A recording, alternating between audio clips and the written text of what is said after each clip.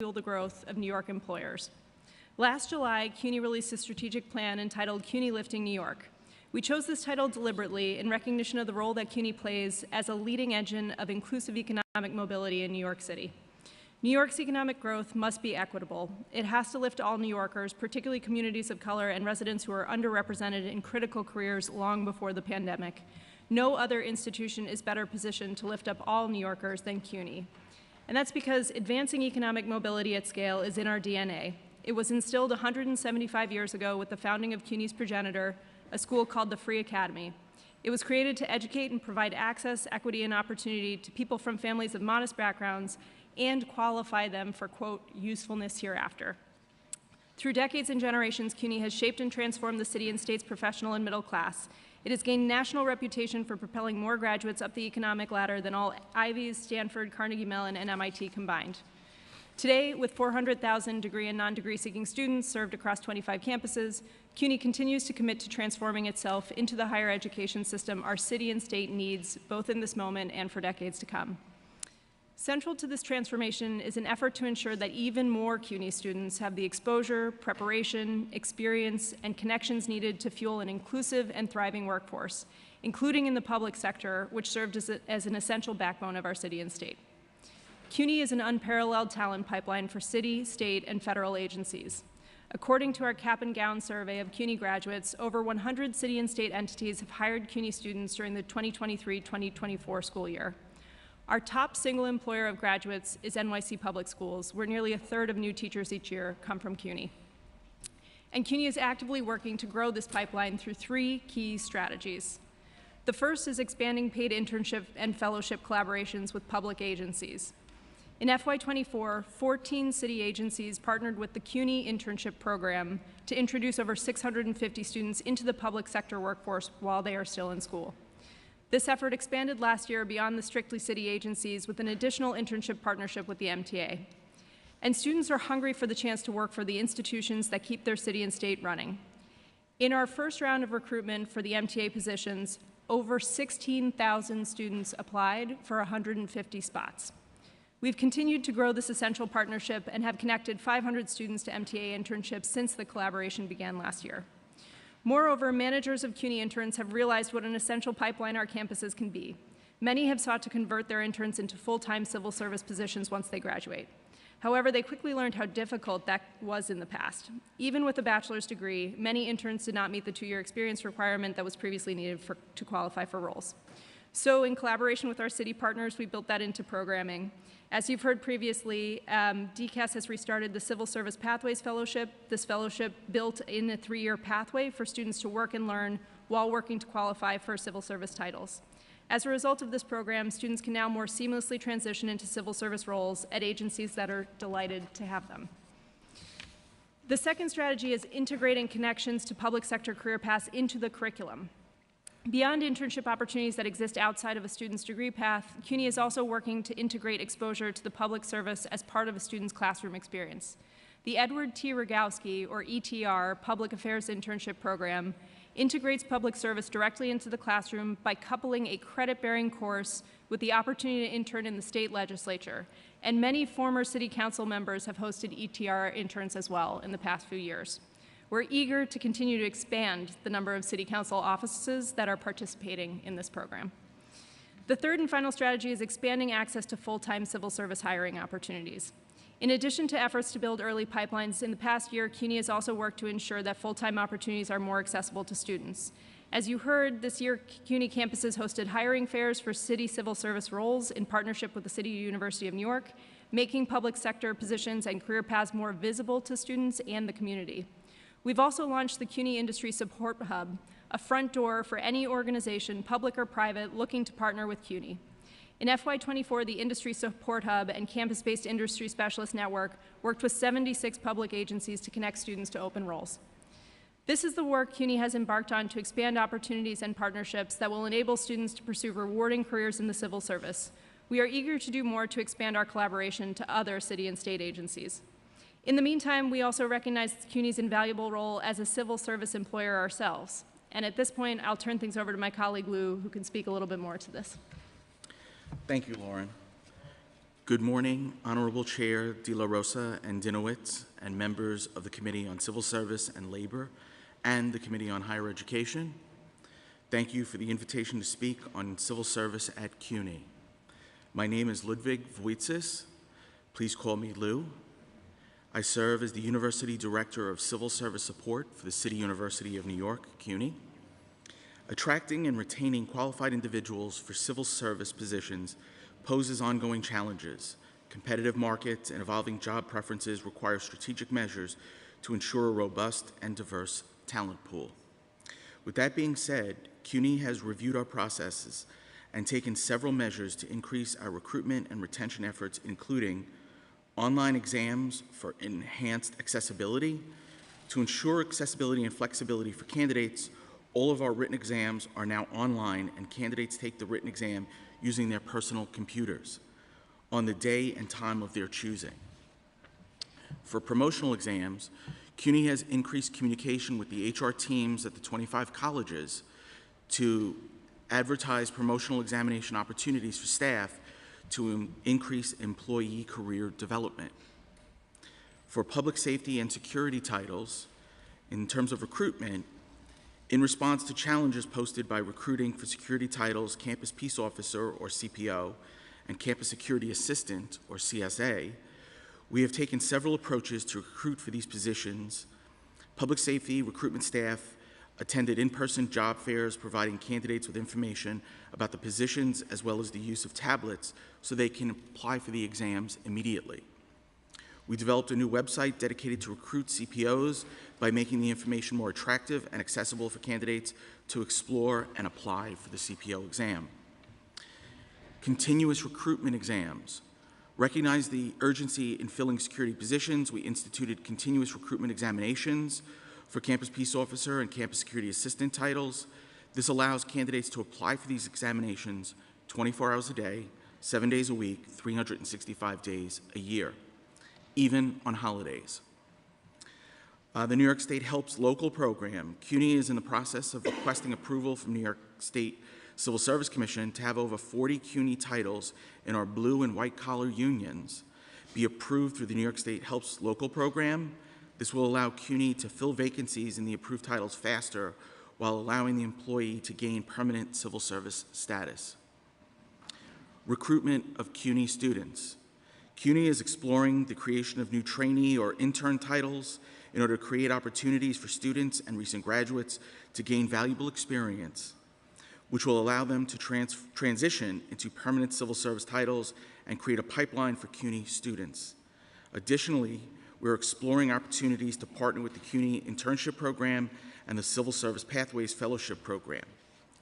To conclude, we believe that by addressing these aspects of recruitment, retention, and highlighting the inherent benefits of civil service positions, we can strengthen the foundation of our workforce at CUNY. Your support in advocating for policies that recognize and enhance the value of civil service roles at CUNY will undoubtedly contribute to the continued success and growth of our institution. We appreciate your time and consideration of these matters and look forward to the opportunity to discuss them further. Thank you. Thank you so much for your testimony. I'll start with a few questions to DCAS. So in 2023, the council passed Local Law 4, which requires DCAS to submit an annual report on August 30th, starting in 2024, regarding the description of the steps taken to administer the Public Service Corps program. In late September, the council's compliance division received a notice from DCAS stating that the inaugural report was taking longer than anticipated to complete, but that the report was forthcoming. Can you please share the expected timeline for the submission of this report? Thank you for that question, Chair. So I am happy to announce that we are near completion with compiling the data for the report, and we expect to have it to the City Council by the end of this month. By the end of November? Yes, end of November. Great, thank you. How many PSC interns were recruited in 2024? And could you provide the breakdown of agencies where the interns were placed? Absolutely. I'll turn this question over to Kadian for response. Thank you. Thank you so much for that question, and thank you, Katrina. For just a bit of a background, the Public Service Corps program, it is a program that allows individuals that are currently undergraduate or graduate in schools to participate in an internship at any of our city locations, city agencies. It requires that they receive financial aid, so federal work study, in order to participate, and the school has to allow them to serve off-site. So far we've had 116 interns that participated in fiscal year 24, which represents a 50%, almost 50% increase over the previous years. Right now they're serving at about 11 agencies, including DCAS. We're proud to say that Department of Homeless Services, Department of Records and Information Services, Department of Youth and Community Development, the District Attorney's Office, Kings County, the Health and Hospital, Housing Preservation and Development, Human Resources Administration, the Law Department, the Office of Technology and Innovation, and also the Public Administrator for New York. Great. Thank you so much. What outreach efforts did DCAS engage in to recruit PSC candidates, and how many outreach efforts did DCAS conduct in 2024? Thank you. So a bit of a background in terms of the process for engaging students. So the program is threefold in terms of, one, building collaboration and partnerships with different entities. So the first part of the program requires us to engage with the schools to ensure that they are, participating in the program and they do allow for their students to work off-site. Mm-hmm. The second part of it is engaging the city agencies to make sure that they have positions and they're interested in participating in the program. And then the next part of it is engaging the students to make sure, there's opportunities available. They are, receiving federal work study, so they can work at our city agencies. So we do a bit of engagements in the different areas, focusing on the students. We participate in various career fairs, information sessions. We do targeted internship-specific events with some of our schools. We also work with our private institutions, because sometimes, the information is there. We're getting people that are attending different events, so we want to make sure that we're spreading that information as widely as possible. We also leverage the job boards. For example, we use Simplicity and Handshake, because that's really where students go when they're looking to apply for internships in full-time positions. And we participate in different workshops and webinars that are geared towards students. So we try to do targeted events where we are working with the financial aid office at the schools or the career counselors to make sure that folks that are engaged are able to complete an application on the spot. So we did about 23 events that were targeted towards that population. But in addition to the PSC-specific events that we've done, we work with the Office of Citywide Recruitment, which includes information on all of our programs, including the Public Service Corps program, at all of the events that we attend. Great. And so the most direct vehicle for students is through the financial aid. Have you found that it's through the financial aid offices? I'm sorry, can you repeat that question? The most direct vehicle to students, have you found that it's through inside of the institutions, is through the financial aid office? Yes, we have to work with them because they have to confirm that the person is receiving federal work study. And I don't know how I forgot it, but I also want to mention the PSC Expo that we held in June. This was an opportunity, it was a hiring event that we held, partnered with the schools and our city agencies to have the opportunities for students to interview and get offers on the spot for PSC internships that we had. And so we were able to fill about 28 positions from that event. So one of the things that is very near and dear to my heart from my previous service for the state is the DREAM Act and making sure that undocumented students are also having access. So have you found that, documented mixed status students, all types of students are being able to take advantage of the program? So I know one of the requirements within the program is that folks are able to work within the U.S., so that's a requirement on it. We don't really have a breakdown of whether or not they're documented or undocumented. That's something that we can definitely look into. Thank you. What additional findings or information regarding the administration of your Public Service Corps program over the past year that we can expect to see in the report when it's completed? What other details are in that report? One of the things that you will see in the upcoming report is just a demographic breakdown of the individuals that are serving in the program. You will see that majority of them are female and are from diverse backgrounds.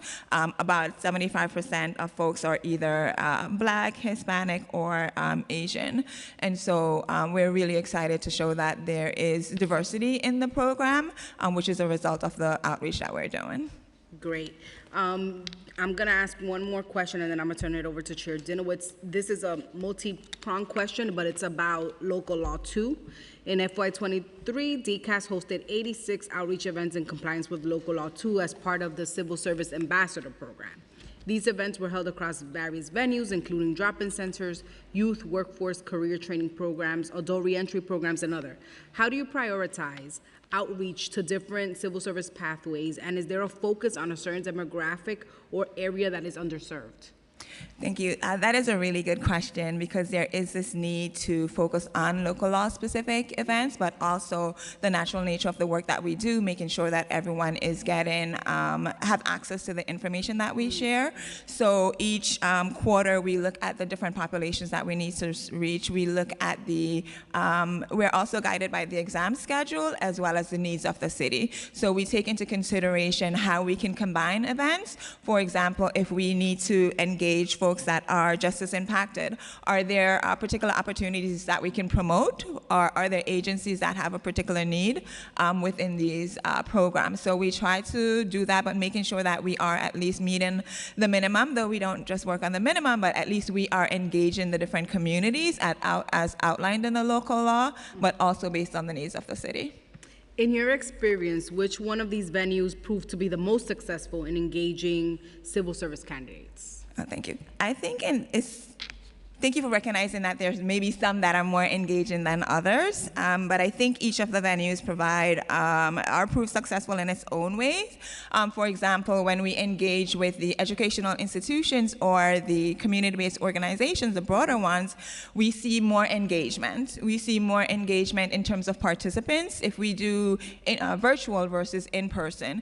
This is because those programs usually have some kind of career development component to it. So CUNY schools, the goal is to get a job afterwards.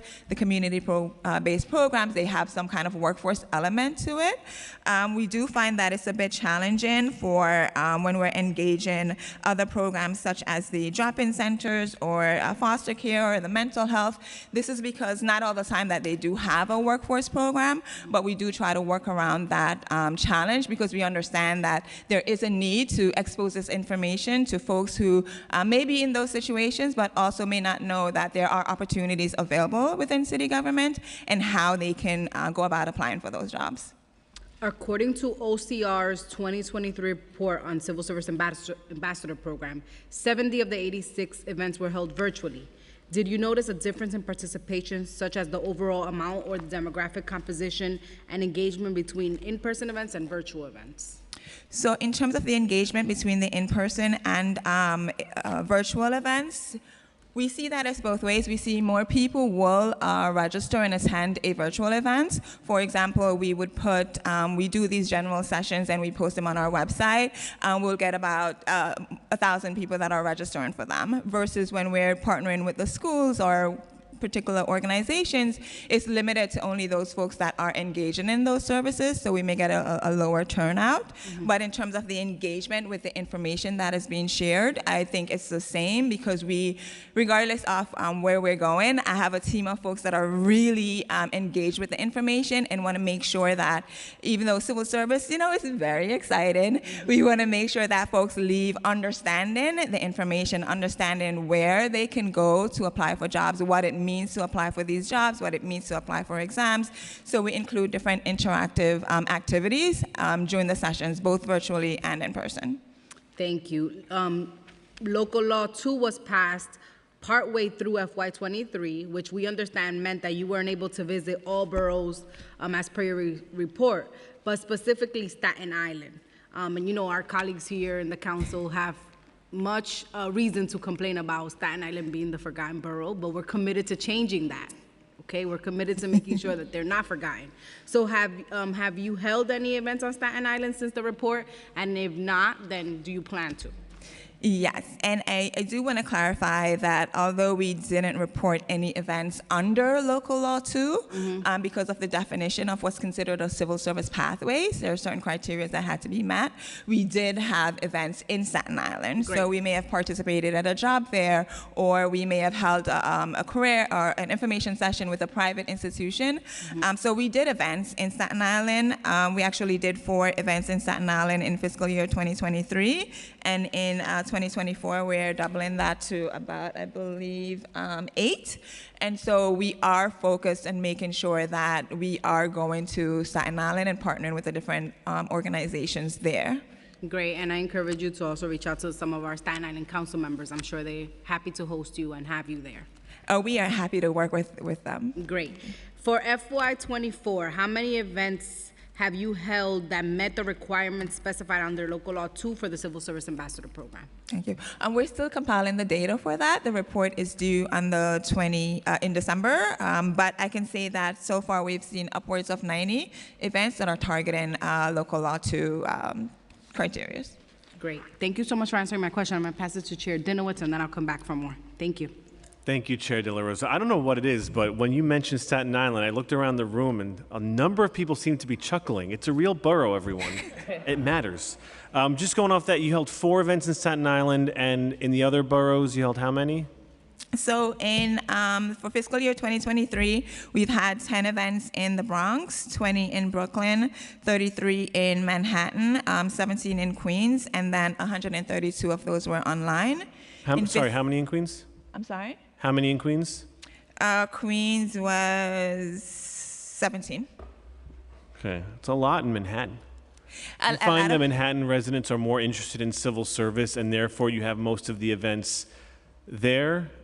I think it's really about the engagement of the different groups that we reach out to. So one of the things that we do when we're doing outreach is to make sure that we are reaching out to organizations that are across the 5 boroughs. So we have individual staff members that are working on outreach for those particular areas.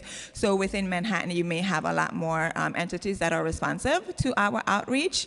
But that was fiscal year 2023. In fiscal year 2024, we've increased those numbers to 16 in Manhattan, 32 in Brooklyn, 16 in the Bronx, 32 in Brooklyn, 31 in Manhattan, 22 in Queens, and 8 in Staten Island. So we are making sure that we are reaching out to the outer boroughs. Yeah, it just going off that, it just sounds like there's sometimes we don't have the same number of entities or engaged organizations in the Bronx to do that work. Manhattan is very rich in those. So it just sounds like a little more outreach needs to be done in the Bronx for that. So for CUNY, you spoke a little bit about curriculum, and in your testimony you said the integration of the curriculum consists of internships in the state legislature, and that in the past there have been internships. But are there any? What do you do, or what investments are you making in new curricula or updating your curricula to ensure that civil service pathways fellows are equipped for their respective career tracks? Sure, thank you for the question. Part of our strategy around ensuring that students are prepared to be able to enter the workforce, whether they're interested in going into the public sector or the private sector, is making sure that from day one, the curriculum is connected to careers. So one of the things that we've done is we have now about 100 faculty across CUNY who have been designated as Career Success Fellows. And what they have committed to doing is to integrating into their classes key connections both to specific careers and specific jobs in the public sector and private sector, but also some of the foundational skills that those students are going to need when they move into the private sector, like communication, stakeholder engagement, et cetera. For public sector pathways in particular, we have several schools, notably the CCNY Colin Powell School, the Mark School at Baruch, who have taken on additional efforts to be able to integrate partnerships with the public sector into their classes in the form of real-world projects, in the form of consulting projects with public agencies, et cetera. So there are a couple different ways that we do that at CUNY.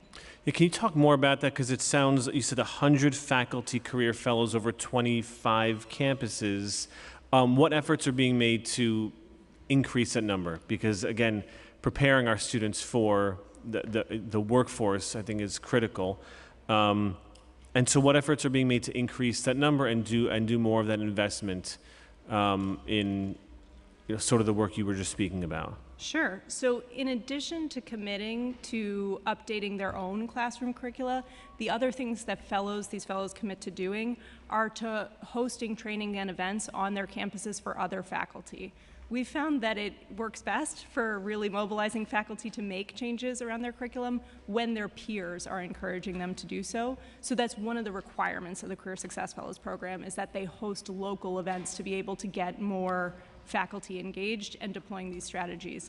In terms of efforts to invest in scale, we are very excited that over the past couple of years we've been able to prioritize this project in terms of the transformational funds that are coming from the state, but we're very eager to expand that work. What is attendance like at those workshops? Or would you consider them, you said workshops that the Career Fellows are hosting for their colleagues? What is the attendance there, and what is the impact? Do you find that other faculty members are indeed updating their curricula in response to those workshops? So as you can imagine, with 25 campuses, it's variable from campus to campus. But one of the things we've been doing is, as a result of those workshops and the Career Success Fellows work, we're actually tagging the courses in our system that have been updated based on the work of these fellows. So we are able to track that. I don't have those numbers with me, but I'm happy to get them to you. Oh, it sounds very easy if you're tagging them. That's data. I love the data you're collecting. Yeah, I'd certainly be interested to know how many of the courses have been updated and what those updates look like. And then in addition to the Career Fellows, does CUNY have current degree majors available that could support even more additional career tracks for the Civil Service Pathway Fellowship, for example, Human Resources Management? We can get you a list of degree programs that map to the civil service pathways. Again, I don't have them with us here, but we have over 1,700 degree programs, and yes, there is a lot of overlap. There's a lot. Maybe some of those are tagged too. One would hope. What's that? One would hope. You're a big system. It's got to keep track of all the data. Can you talk about some of the limitations? In other words, could CUNY provide more qualified graduates for the Civil Service Pathways Fellowship if slots were available? And who places the limits on the number of graduates in the program? Is it DCAS or is it CUNY? I could take the recruitment piece and then I'll leave the second part to you. Sure. So through the CUNY internship program that we run, that I alluded to before, we have had over 68,000 applications for the public sector roles that we have available to students in terms of internships. 60,000 to 655 is a ratio where, yes, there are many more students who would take advantage of the role should they be open. So we are excited to exploring how we get more and more city agencies involved in that effort. Do you want to talk about pathways in particular? Yes, and so to clarify, we have the Civil Service Pathways Fellowships, which is that partnerships with CUNY and DCAS. This particular program allows for, and thankfully we just got an increase for us to place 200 individuals in those programs. So this is a limit that is set by the state. And so we have those programs cover policy and program analysis, procurement and finance, information technology and data analysis, creative services and digital media, project management, and then architecture and engineering. And so a part of how we recruit for this is to make sure that we're engaging with CUNY schools, making sure that we open the applications, we provide announcements on the application. And so far we've seen increase year over year in how many people are applying for these particular program. For the cohort that is starting on Monday with 68 individuals, we had over 1,000 folks, CUNY students that applied for the program. Wonderful. I'd like to know we've been joined by Councilmember Caban. That's it. I just want to go back to what you said. You said the limit is placed by the state. The state limits the number of students that you're able to recruit for the Civil Service Pathways Fellowship. So the Civil Service Pathways Fellowship is a specific title, civil service title that we use. And so in order to allow to hire folks utilizing that title, we have to get approval from the state. And of course, Katrina can add to that if needed. Thank you, Kadian. So yes, because the title that's being used is what we call a non-competitive title, we have to request authorization from the State Civil Service Commission to utilize the title. So when the Civil Service Pathway Fellowship was first launched in 2019, we received approval from the State Civil Service Commission to fill 100 positions, and there were 3 specific tracks that we were focused on. And so over the last year, we submitted a proposal to the State Civil Service Commission to increase that number just due to the success of the program and the importance of having, more flexibility. And so we received approval most recently to increase the number of allocated positions from 100 to 200. And what do you think is, why do you think there are so few positions, given the number of applicants? Why do you think they're setting the limits so low? So it's really driven by the requests from the administration, from the city. And so we will continue to monitor the success of the program and, request increases periodically. This is a 50% increase. So the last cohort might have had about 30-something folks in it. This one we were able to double the number to 60. Thank you. I just want to bring up the 311 internship program. That's been canceled. Can you talk a little bit about that? Yes, I certainly can. Thank you. So right now it's slated to end in March. And essentially, CUNY has put at the core of its strategic plan a desire to increase paid internships for students. We've set out a bold goal around that, growing from 10% to 30% of all students participating in these paid internships. What that means in terms of absolute numbers, because of the size of our organization, is that we need to find an additional 32,000 paid internships every year in a city that only supports 11,000 of them posted online. So we know that a lot of what we have to do is not just accept what's in the market, but also create these opportunities for students through programs that we run across CUNY. Today, those programs serve about 4,500 students. We're really interested in doubling that number over the next, until 2030. In order to do that with limited resources, we have to make some tough decisions about maximizing the amount of that money that goes to student wages and making sure that those internships are actually launch pads to jobs. And what we found is that in some of our internships, students who had bachelor's degrees were being aligned with jobs that don't require any degree to achieve them. And so 311, that collaboration, is part of a much broader program called CUNY Internship Program that serves 655 students each year. We are so excited to grow that and to continue to work towards it. But when we looked at the actual jobs that students were in, the 311 jobs were not well aligned with the priorities that we have. So they were replaced, I guess the positions for the 311 internship were replaced with other internships that do require degrees? Is that how the math works out? Our intention is to, yes, grow other internship opportunities that are more aligned with student career aspirations and the degrees that they have. So just to be clear, it's not a cut in the number of internships, it's not a cut in the program, you're just shifting resources to internships that do require those bachelor's degrees that you're providing at CUNY. We are ending the internships in the 311 call center as part of this program. So those numbers at 311 are no longer going to continue after March. No, I understand. Yeah. What I'm saying is, however many students, however many positions there are at 311, the number of students receiving internships aren't decreasing. Those 311 positions are going to be shifted to another agency or service that do requires the degrees that you provide at CUNY. So we are actively building other partnerships with agencies to grow that. The way that the funding works is it's tied to each agency. Each agency contributes the funds for their own interns. So we can't move 311's funding to a different agency, but yes, we are growing our partnerships with agencies overall so that the number of opportunities for CUNY students does not go down. Okay, so I just want to be clear. Even with the ending of this program, the number of CUNY students, there won't be fewer CUNY students Right. with opportunities for internships. Right, that's our intent. Okay, and I think that's an important point, is that you want to align their internships with the degree attainment, with what they're getting. And are there other areas, other internships where you're finding, like 311, the internship they're being placed in isn't really a launch pad into a career, or doesn't align, a different career rather, or doesn't align with their degrees? Generally, no. Generally, we've done a lot of work with agencies to make sure that they are identifying internships and role titles that have a clear progression into roles that are aligned with degrees. This is not the norm across this program. I mean, working in a 311 center, I think, is a great career.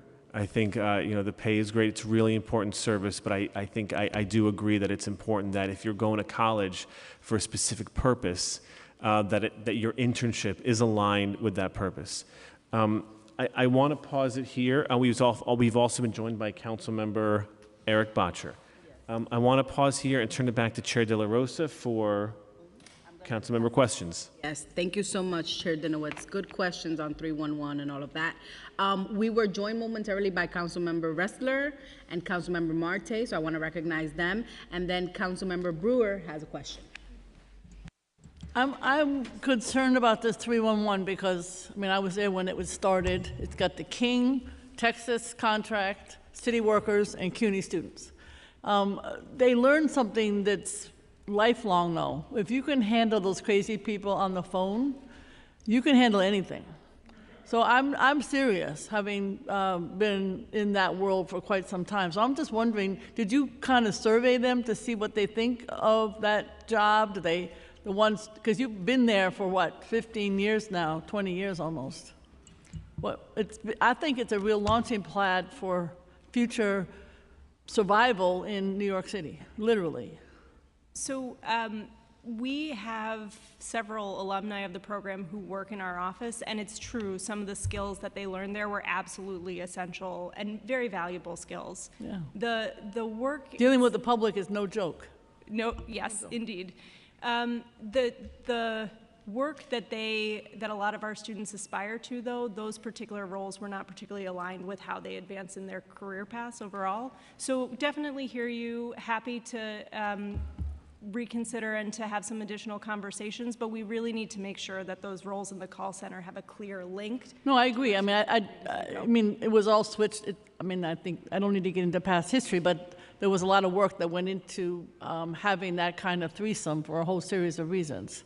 So, I mean, I think you should look at it, because when somebody says they were in that role for another job, I would hire them, because that is a tough job. And the fact that you've been able to be successful at it, I would think would give you a leg up for different reasons. But my other question is, will the report list, because I teach at Hunter, I teach in the public service program, which is another entry into the workforce. There's no question, it's at Roosevelt House. There's no question that when our students leave, they're in internships for that year, they get a job. Nobody has ever not gotten a job. In city government, state government, nonprofit, obviously they're selected, so it's a cream of the crop to start with. But those relationships are what gets you the job. Obviously, if you take a test, it's a different path, but there's no question that the relationships work. So my question is, will the report that you are going to get to us list, it is a little confusing to hear all these different programs. It's great, but it's not clear. So is that something that will be in the report between what DCAS is doing and you're doing and so on? How does that work? So the information that I referred to earlier, one, getting you all a list of the courses that have been updated through the Career Success Fellows. Right, that's one portion. May or may not include that, because it depends on if those faculty members are part of this group. The second thing is the alignment of our degree programs against civil service paths that we have. That I believe will reflect that too. But I don't know if you want to say something about I mean, you are both listing excellent opportunities, but if you're from the public, it's confusing. Yep. And I just didn't know, is there any central place for people to go, or you have to be at this hearing today to know what's going on? Does DCAS have I don't know, how does this all work for the public? I'm always trying to think, you should know that city government sucks at communication. We're just terrible at it. And so DCAS is no different.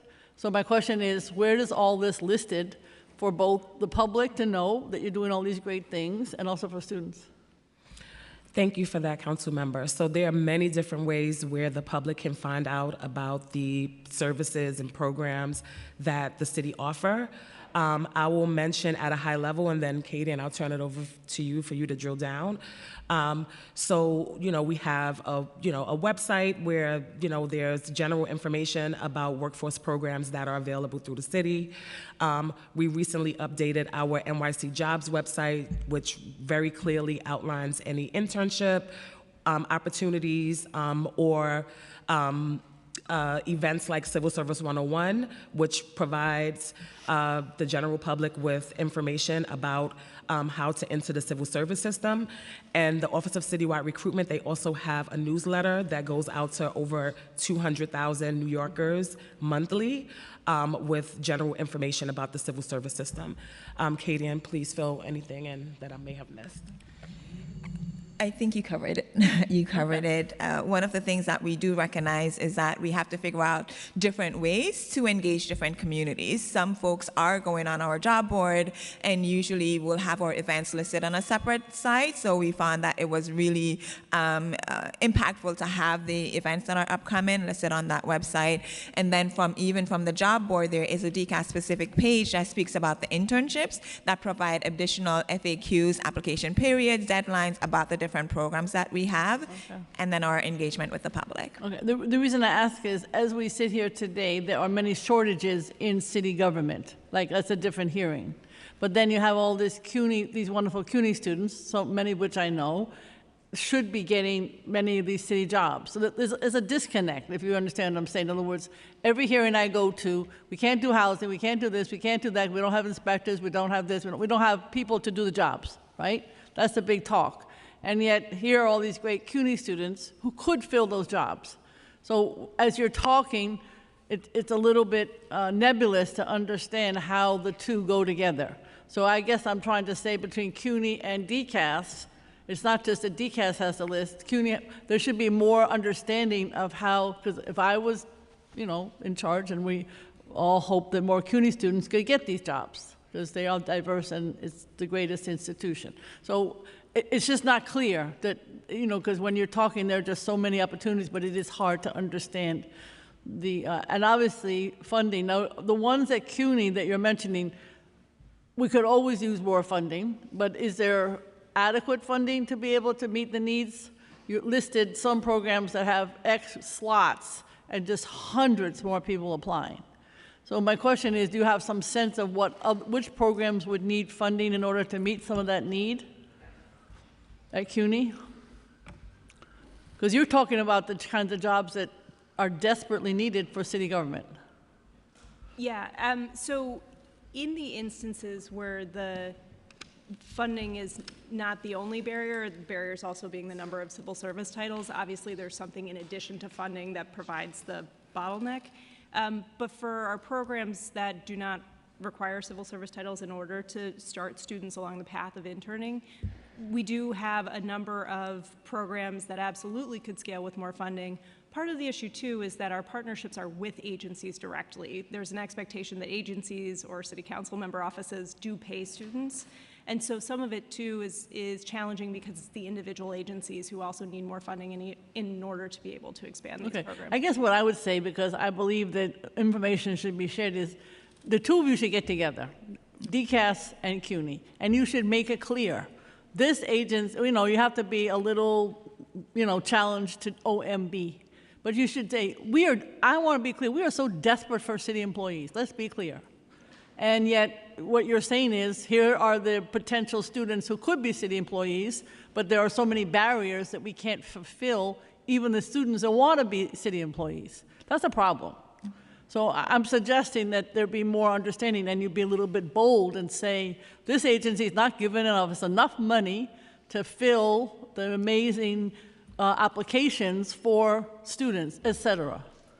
I mean, I can't tell you how many times we can't do things because there's nobody in the agency to do it.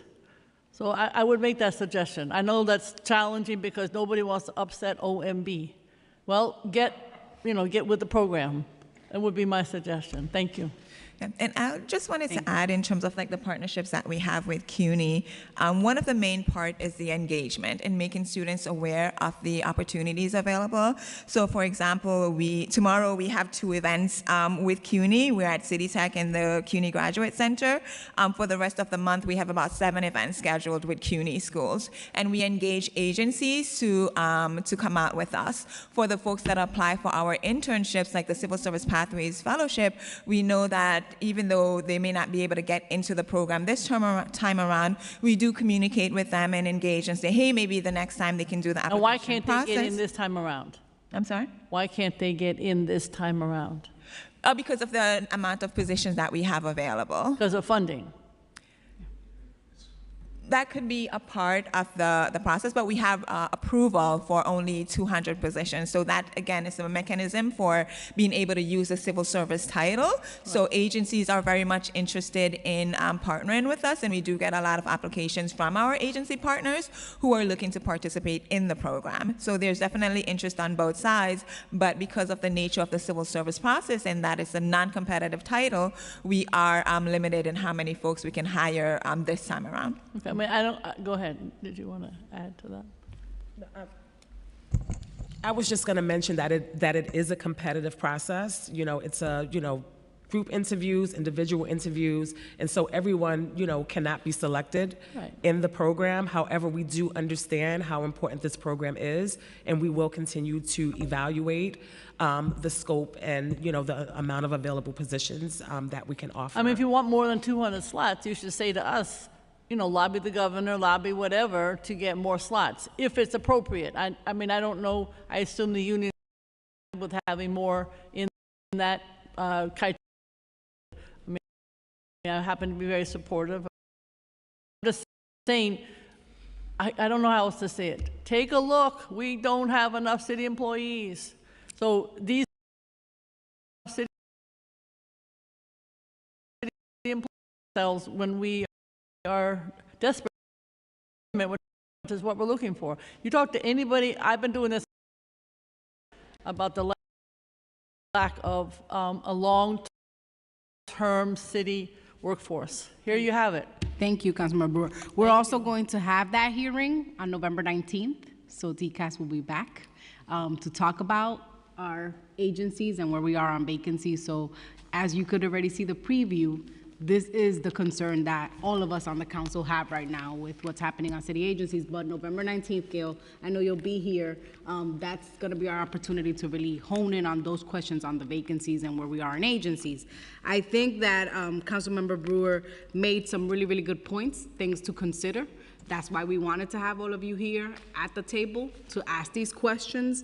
I'm going to ask about what supports are available to students. So if a student goes through the Civil Service Ambassador Program or goes through any of the programs that are specialized to kind of enhance our civil service experience, what supports are available to them to prepare for the civil service exam and to support them in that journey?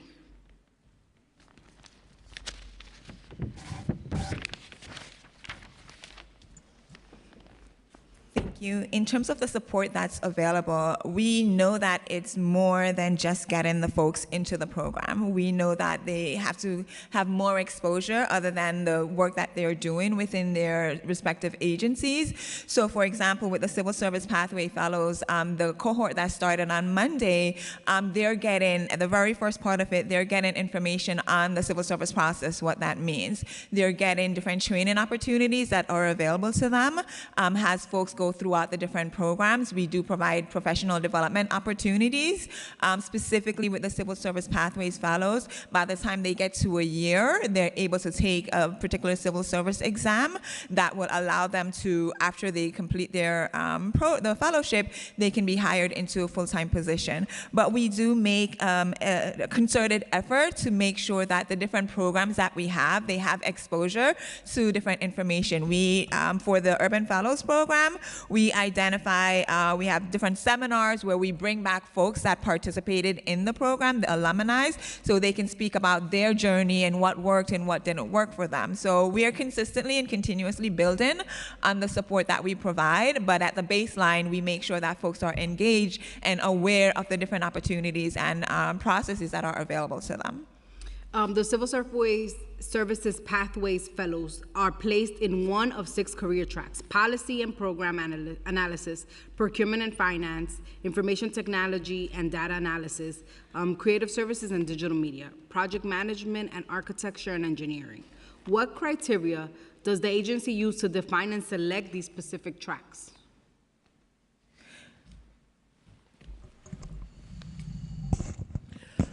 So the way the program works, council member, is that we advertise the program. Mm-hmm.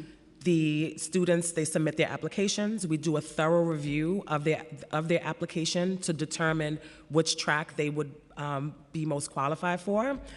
And then it's a matching process that happens. There's a group interview at the first level. The second level is an individual interview. And then the agencies and the participants, they have an opportunity to pick, which jobs they're most interested in. Mm-hmm.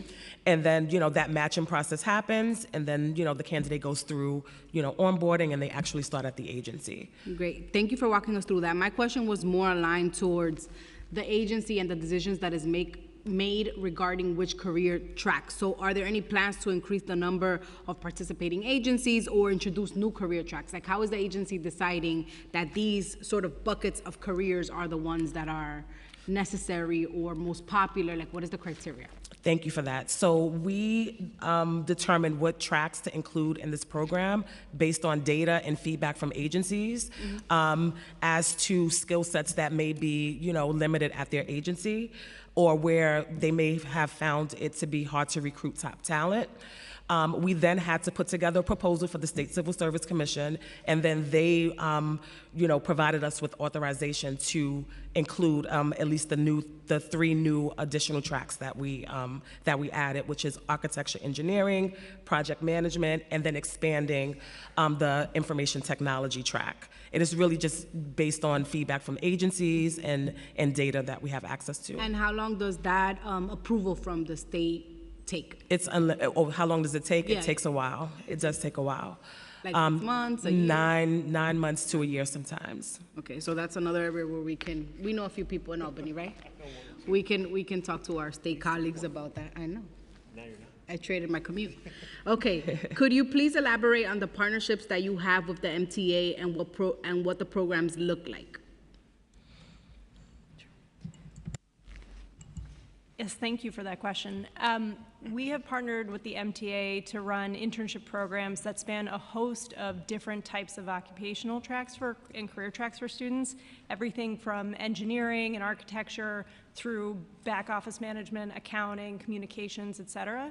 As I said, to date, we've placed 500 interns with the MTA over the last 2 years, and we can get you the exact numbers, which I don't have today, but we have seen dozens convert into full-time hires at the MTA, which is always a thing that we ultimately want to see. That's excellent news. We're thrilled to learn also about your initiative that helps to give students the experience necessary to apply for civil service positions. Can DCAS speak to whether you're open to reviewing the experience requirement for young applicants the same way that you're reviewing the minimum education requirement for the regular civil service? Absolutely. I do want to mention that Governor Hochul recently signed a bill into law amending Civil Service Law Section 54, which will allow candidates to have 1 year to meet the age requirement and the education requirements for an exam. So this will allow us to focus our recruitment efforts on high school students. So they will be able to take a civil service exam at the age of 17, and then be on the list and then considered for appointment. Once they reach the age requirement. So that's one way that we're doing that, and that's pretty much the vehicle that we have right now to hone in on the younger population. That's also also going to require some collaboration with the DOE, I'm assuming. Yes, we already work very closely with them. Great. Governor Hochul also announced that all state civil service exam application fees will be waived through December 2025. Given that the city's civil service exam fees range from $40 to $101, and these fees can present a barrier to entry for some New Yorkers, has the city considered waiving the application fees entirely? So I just want to start out by saying that we're dedicated and we're always looking for ways to reduce barriers, related to application fees or entering the civil service system. Currently, DCAS offers hardship fee waivers to many different disparate groups who may have financial hardships in paying for civil service exams. I also want to mention that we have piloted no-fee exams, and we found that it is an ineffective method of recruitment, as we may see a larger number of folks apply for exams, but then when it's time to actually come in and sit for the exam, they don't show up. So we don't see that as an effective method of recruiting top talent. What has worked is the bridge exam, where applicants can pay one application fee. It's a standard application fee of $40. Mm-hmm. They take one exam, and then they're able to take multiple exams, upwards of 10 exams. My understanding, though, with the bridge exam is that there's a limit to which categories of work the bridge exam covers, correct? Mostly entry-level titles. Candidates do have to meet the minimum qualifications for the titles being offered, but we have seen great success with attracting, interested folks through that method. What would it take to expand or scale that bridge exam to sort of cover a more cross-sector of the workforce that is needed right now in our city? Thank you. So we're actually on our third iteration of the bridge exam. Okay. And then we have expanded it to include public safety titles. So in my testimony, I had mentioned that this year we launched the public safety bridge, which is similar to the traditional bridge exam, but it's really focusing on public safety titles because we do see a decrease in interest in applications for public safety jobs. So we wanted to give the general public an opportunity to have, to expand their ability to apply for these type of jobs.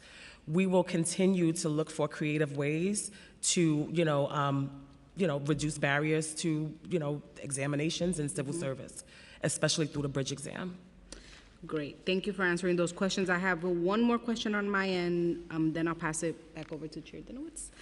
The Council Data Team's pay disparity report found that Civil Service Pathway Fellowship Program effectively recruited and retained a diverse potential municipal employees and reduced disparities. Over 2/3 of participants were employees of color, and more than half remained in the municipal workforce. Can you share any specific initiatives or strategies that have been implemented to promote the diversity within the program? Specifically within the Civil Service Pathways program? Yes.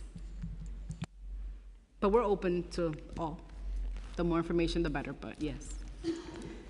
Thank you. We are very much committed to diversifying the city and making sure that different and various folks have opportunities to apply for these programs, and that's where the recruitment aspects come in. So one of the things that we do when we're engaged in different organizations and schools is we look at the population that they serve. So partnership with CUNY is really helpful because we know that certain CUNY schools have a higher level of population for different folks. So we may go to Bronx Community College or Lehman College where we're able to engage various Hispanics or Black. So we do take that into consideration in terms of the outreach that we're doing, and we're looking at the end results, right? Who are the folks that are getting into the position? Are we diversifying the applicant pool?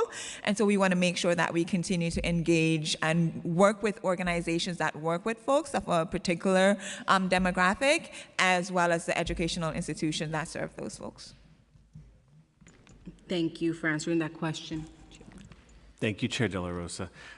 So looking forward, what opportunities do you see in the future with city agencies to serve as interns or fellows? What agencies could be potential partners for CUNY? We are delighted to work with more city and state agencies. Thank you for the question, it's appreciated. The opportunity, though we work with 14 agencies today within our CUNY internship program, obviously that leaves a lot of room for growth. There are a lot of agencies that are not partnering with us on that, and we would love to expand that. Additionally, our industry support hub, as I mentioned earlier, which isn't only focused on internships, it's focused on full-time hiring too. As I mentioned, they work with 76 different city and state agencies. And amongst those agencies, the majority are city agencies, but still not as many as we would like to see on there. So we tend to work with, and are happy to provide a list afterwards of all of those agencies, many of the large agencies that have come to us that employ a lot of people. But the thing that we oftentimes can't reach is some of the smaller agencies who we don't have existing partnerships with. So anything that can be done to expand our outreach to them as well as to City Council would be very welcome. Are you conducting those outreach efforts, or are you asking for support from the City Council in terms of connecting you with agencies, or both? So definitely when it comes to getting more City Council offices involved in our ETR program, we'd love to do that directly with you. In terms of city agencies, we do conduct outreach to them on a regular basis. Obviously, a call to action around this is very helpful no matter what. Mm-hmm. And what have been some of the challenges in working with city agencies, whether it relates to funding, advertising, personnel policies, or anything else? So funding is certainly a challenge at the agencies, as I alluded to before, because we do not use these programs to connect students to unpaid opportunities. That's something that we don't necessarily promote through our office. So funding is certainly an issue. Some of the other issues we encounter are generally true whether we're talking about the public sector or our private sector internships, which is CUNY students are very diverse. Half of them come from families that earn less than $30,000 a year in family income. So many students have full-time jobs, and when they're thinking about the trade-off between getting rid of their full-time year-round job and taking an internship that doesn't necessarily have a guarantee of immediately leading to a full-time job thereafter, it's a challenging trade-off for them.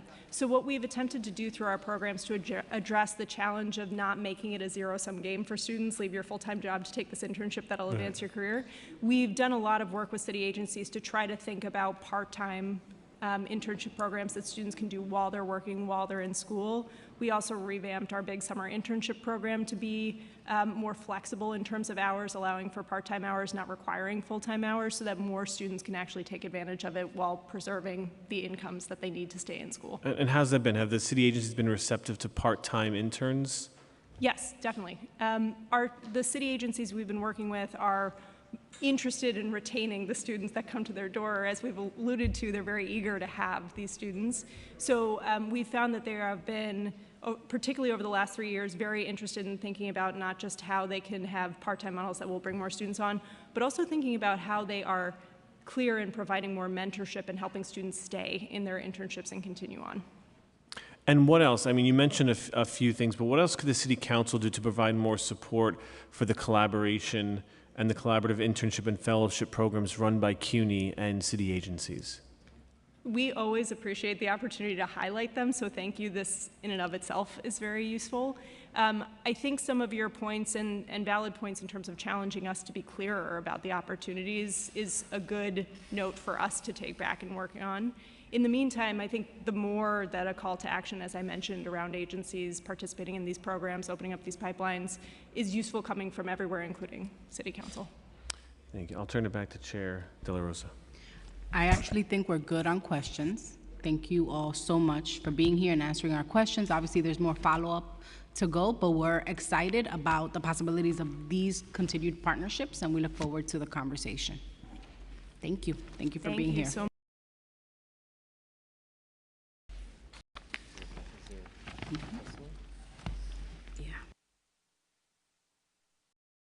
I now open the floor to public testimony.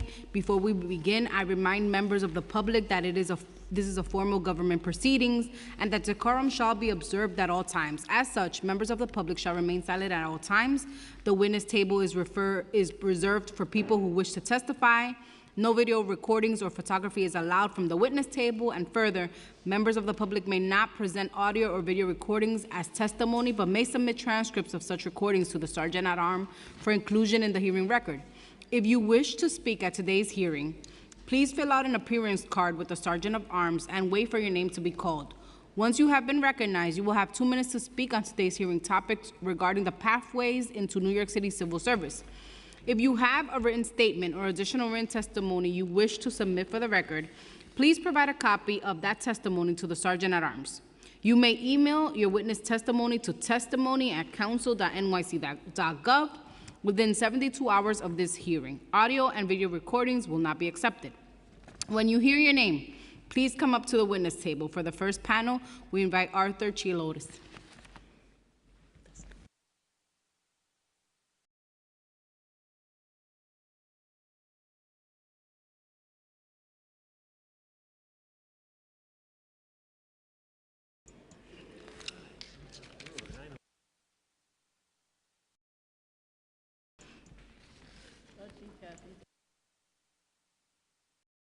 Hello, Mr. Chiliotis. Thank you for being here and welcome. You may begin when you're ready. First, happy Halloween. Thank you, Chair De La Rosa and Chair Dinowitz, and my longtime friend Gail Brewer for the comments that she made earlier regarding OMB. I could give you horror stories if you're ready to listen. But let me offer my testimony here. I entered city service in 1972 and served as president of Local 1180 for 13 consecutive 3-year terms starting in 1979, until Gloria Middleton was elected and took office in 2018. For decades, we have been a team fighting for dignity, justice, and respect for our members, who are predominantly women of color. So right in your workforce, you have a diverse workforce. I currently serve as the chairman of the Labor Advisory Board of the City University of New York School of Labor and Urban Studies, and president of the CUNY School of Labor Studies Foundation. I have served in various advisory capacities at Queens College and the Joseph Murphy Institute. I am also a native New Yorker, son of an undocumented immigrant who was also an Army cook in World War II. I am a proud product of the New York City public school system and a tuition-free city university. Within a year of earning my degree from Queens College, I qualified to take a competitive civil service test and scored well enough to be appointed a year later as an income maintenance specialist at the Department of Social Services. That was followed by a succession of written competitive promotional tests where I scored well enough to reach the top of my occupational group as an administrative manager. My ability to earn a good salary and health benefits and a Tier 1 pension, by the way, allowed me to move from the working class to the middle class. The two important documents which symbolize my success are my Queens College diploma and my CWA Local 1180 union membership card. They are the vehicles to the middle class, unions and a college degree. The CUNY Civil Service Pathways Fellowship, a partnership of CUNY and DCAS, must be supported and expanded. This program is an important recruiting tool for city government. It must also adhere to the important standards of merit and fitness mandated by the state constitution and civil service law. This partnership is laudable, but recruitment is not enough. Retention is also required if we are to provide the important public services New Yorkers, our families, friends, and neighbors need and deserve. In the committee briefing documents, you cite the following. Chancellor Rodriguez wrote in his op-ed that CUNY bore a particular obligation to our diverse student population, many of whom are from the underrepresented communities cited by Speaker Adams, and are prime candidates. Diversity in the civil service. May I continue? You may continue, but we have some more folks that also signed up to testify, so if you could summarize some of the points, that would be. Okay.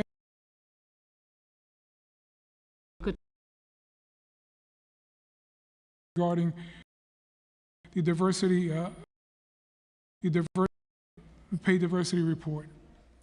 And in it, the current public workers, especially minority women, have been segregated into low-paying jobs. CUNY could be a vehicle for them to move into higher jobs.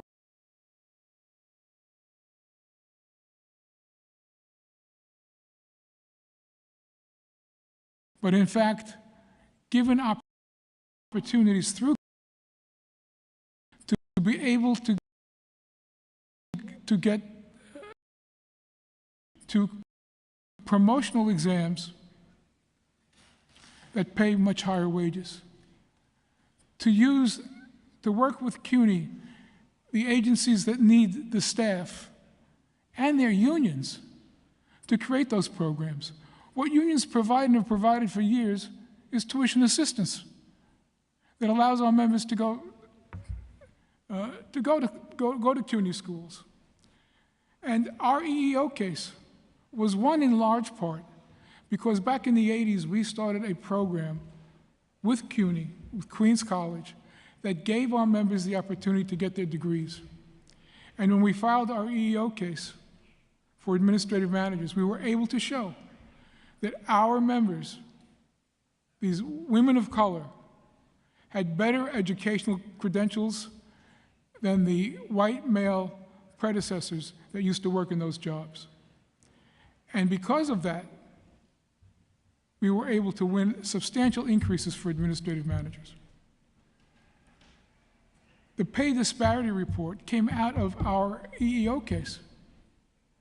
The legislation to create it was an acknowledgement of how women and people of color are ignored by DCAS and not given the opportunities to advance. And even today, when our members who are administrative managers are offered higher level positions, we often get reports that OMB is blocking the promotion of our members. Why? Because the pay scale is much higher after the EEO case, and they don't want to pay it.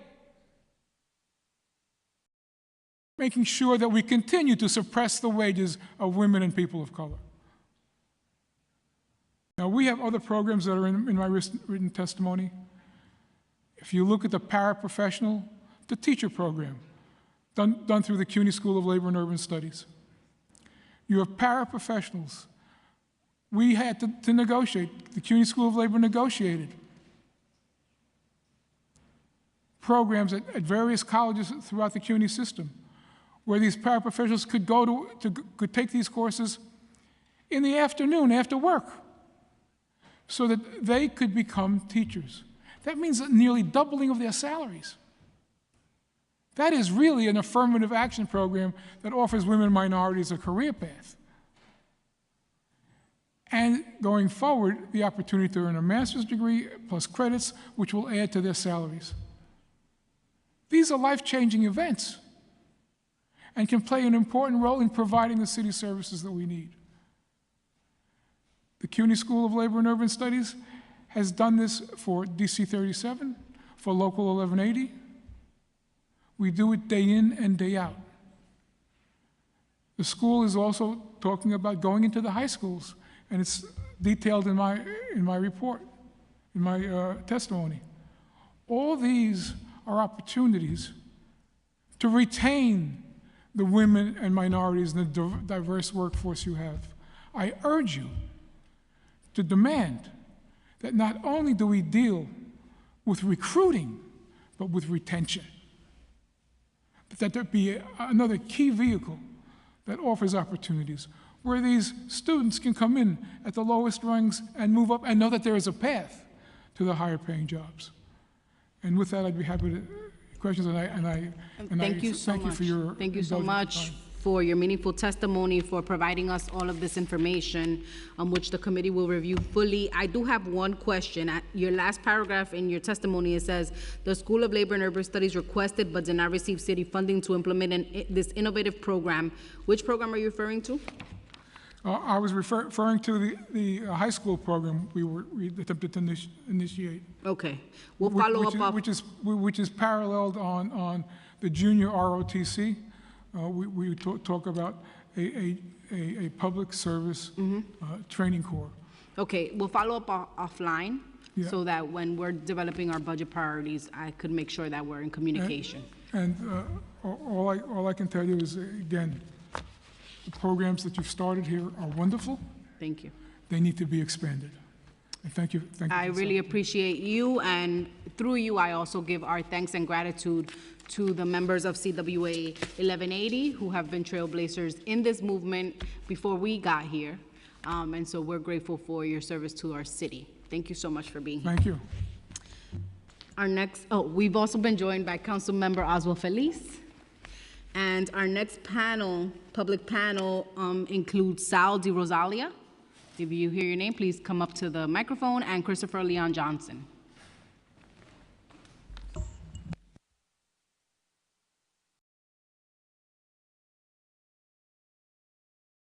I'm Sal Di Rosalia, and I live in Long Island City. So I was literally just on a tour here, and I happened to scan the code and sit down, and I really love what I hear, so I appreciate it. Thank you, everybody, for being here and doing these jobs. I think it's really important. My short personal story is I just moved back to New York a couple of years ago to help take care of my father and my mother. I have kind of re-entered the workforce a little. I'm re-enrolled in school. I just moved to the city a couple months ago, and I love city government. I love the city in general, and I find it really hard to break through. It is challenging at best. I've been to job fairs. I've been to just a lot of different things, and I'm learning, and I'm following the path. But sitting back there and hearing it, I thought there were very good questions about how to promote it more, how to increase the opportunities for people there. I appreciate the 311 and how many qualified people can get in. But yeah, I just found myself sitting in that chair. I'm 45 years old too, not that matters, but just to give you a little timestamp. I want to be a part of, I want to contribute, and I know there should be a bar to get in there, but at the same time, I feel like there should also be ushering of people who are ready, willing, and able. And so whatever you all can help to do that, I appreciate it, and that's it. Thank you very much. Thank you so much for being here, coming over and participating. That's what these public hearings are for. And I invite you to touch base with our staff afterwards to see how we can be helpful. Thank you so much. Mr. Johnson? Hey, hello, my name is Christopher Leon Johnson. Thanks for having this panel. I didn't know they had us across the other side with the sexual harassment stuff. A lot of people over there. Look, here's the thing, right? We're in the time where nonprofits are the thing right now. Is where the money's at, is $1 billion industry. Everybody's getting to nonprofit because it's where the money at, and you don't have to work at McDonald's. I believe the city council should work with CUNY to I understand we need civil service, but we need to start training people for these college students for nonprofits, because a lot of these nonprofits need these type of minds and these type of attitudes in here. The problem with civil service is too hard to get a job in civil service. There was a video that's viral on Instagram of somebody trying to get a job at the MTA, and they was told like, oh, they just made everybody does is go scan thing and scan and apply. It's on Instagram. It's a viral video on Instagram. Like somebody scan and apply, and they were pissed off. I understand a lot of people need city jobs because it's where the money at and the benefits, and everybody need benefits. But look, it's hard to get it. It's hard to get civil service jobs. It's easier to get a nonprofit job. Nonprofits pop up like nothing these days. Nonprofits open up every week. And I believe the city council, starting with this panel, like this three here, Felice, since you're the small business chair, nonprofits, some of them are small businesses. And Mr. Dinowitz, you're the CUNY chair, and De La Rose for labor. I think you should all get together and work with CUNY and small business services to open what we call pathways to nonprofits, pathways to NGOs. Because the city council, they deliver all this money to these nonprofits, so you might as well start training these college students, mainly people that's under 24 years old, under 24 to work for these nonprofits, the ones that you guys fund, like Ballroom Basics, Ballroom Basics, and like Low Command or Worker Justice Project. What else we got here? NMIC, mainly the what is it? The human justice nonprofits, like Just Pay, hashtag Just Pay nonprofits. So I believe that we should go this route instead. We should really go this route, because if you start telling these students to go apply for city jobs, but they know that most of them not going to get, because you got to know someone to get those jobs, they're going to be frustrated. We got a mental health crisis in New York City, and that's going to add to the mental health crisis in the city. So there's a different way. It's nonprofits. I'm a journalist. I'm not in my journalist capacity, but it's where it's at right now. It's where the money's at. So we have to change course. I'm not saying it's going to happen today, but I hope very soon that you get with the speaker, and including the majority leader, because she oversees economic development, Mana Frias, to start having all the other chairs like CUNY, Mr. Felix, and the new chick, I forgot her name, to start getting to the nonprofit sector, start opening more opportunity for the nonprofit sector. So thank you. Thank you so much for your testimony today. Yeah.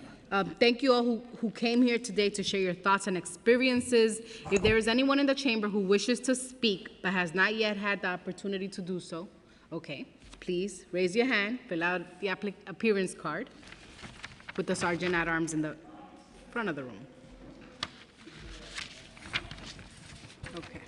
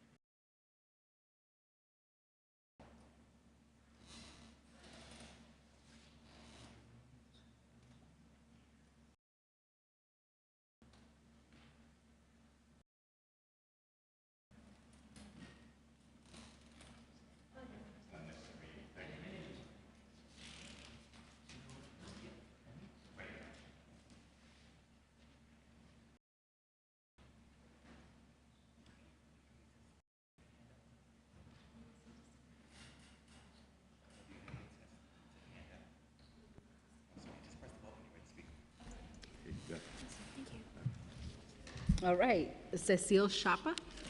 Okay, you may begin. Hello, my name is Cecile Chapa. I'm currently a freshman student of Brooklyn College, CUNY University of New York. I really appreciate what you mentioned about the benefits of CUNY University and their internship apprenticeship. I'm just concerned about the internships, of how can they like benefit me, and because I'm a freshman year student who's going to start an internship on spring 2024, so I'm really interested on that, and I really want to know how can that benefit me as a student currently at Brooklyn College. So that's my concern. Yeah, but also I like that that you, like the council member mentioned that the apprenticeships and the benefits of how CUNY has its forward standards of educational. Yeah. Great. Yeah. Oh wait, and also as a research student, I really like participating in your comedy as like a student, and I really do, really, yeah. Can you tell us, I have a few questions. Yeah. One is, what drew you to this hearing today? It isn't frequent that students such as yourself come to join hearings like this. What drew you to this hearing today? What drew me like to this hearing is to get to know more about the comedy, like to know more about like the benefits on higher education, because since I'm in college, I want to know more about it and get more involved. Love to hear it. And you've applied for an internship, and you've been accepted to an internship for next spring? No, I mean, I'm waiting for the acceptance. I got an interview as a freshman, yes. Okay, wonderful. And did you apply for a specific internship Yes, I applied for the healthcare hub. Oh, that's very fun. And you expect to, when's your interview? My interview, no, I just had it. It was a couple of weeks ago. Okay, I'm sure you did great. Yeah. And, and when do you expect to hear back about whether you've, I expect to hear back that I've been accepted and for the reward to like turns I need to. at what, sorry, what? Like me, like as a student, I expect to get high standards from the internship. Good. And do you know when you receive word whether you've been accepted to the internship? No, I haven't received any email yet. Okay. But I'm looking forward to it for working on the spring 2024 to Okay. help like others with mental health conditions. My major is psychology and my minor is neuroscience. Okay. Is there anything else you'd like to share with us, with this committee today? Yeah, I would like to share about like the internships and the helps that I think there was a person here next to another person speaking about to the committee, to you, right? About how the internships has a major impact on how we view things and how do you say this? Like, how does the internship benefit others and what are the like consequences of it too? Because some students I know don't get paid for internships, so I know that they don't, but I would love to get paid for that. Thank you so much. Thank you for testifying today. Yeah, that's good you. feedback, and I think you're well on your way to the advocacy route. I mean, showing Yeah. up at the city council and Yeah. giving your testimony is brave and courageous, and we're hopeful that you will get that internship, but Chair Dinowitz and myself are here if you need any assistance and if we can be helpful to you in your process. Okay, thank you so much. Thank you for being here today. So now I will turn the microphone over to Zoom testimony. When your name is called, please wait for a member of your team to unmute you, and that indicates that you may begin.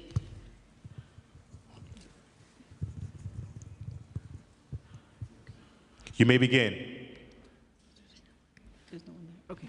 Well, there's no one, seeing no hands, I would like to note that everyone can submit written testimony at testimony.council.nyc.gov within 72 hours of this hearing. To conclude, I would like to thank all the folks who opened up pathways to municipal workforce for aspiring civil service workers, and to CUNY for pioneering so many great programs to equip students with the skills they need to thrive in their careers. In addition, we would like to take a moment to express thanks to all of the advocates who attended today's hearing to share their experiences, and to our dedicated staff who organized this hearing. Chair Dinowitz, any final? Well, thank you, Chair De La Rosa. I want to thank you for your hard work on the committee, and of course to DCAS and to CUNY. And I think the importance of this is recognizing what so many of us in the council recognize, that your job, your education, none of those exist in silos. That your education is on a pathway to getting a good career, and your good career comes from getting a good education. And I'm extremely proud to work with people like Chair De La Rosa, who recognize that and work with the CUNY system and in a city that is recognizing that and is making more investments in that. So I'll turn it back to you, Chair De La Rosa.